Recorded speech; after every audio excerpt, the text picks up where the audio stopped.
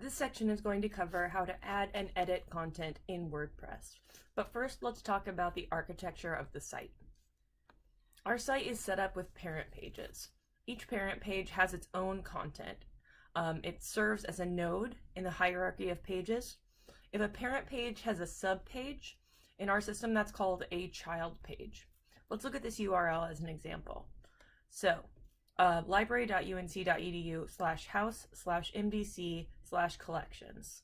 House is the parent page of MDC, which is the parent page of collections. So collections is the child of MDC, which is the child of house.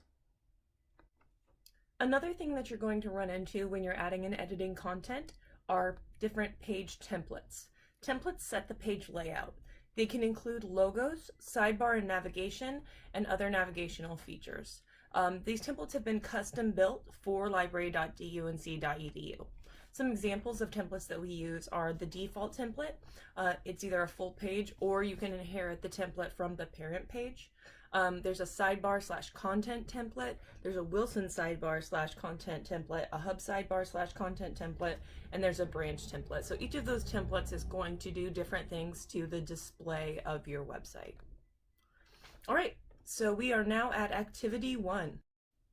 First, we need to create our new page. So I've logged into the WordPress login using my credentials. Now I'm going to come to this left-hand sidebar and click the Pages option. Once I click this Pages option, I'll see a list of all the pages in WordPress. I'm going to select Add New next to Pages at the top to create my new page.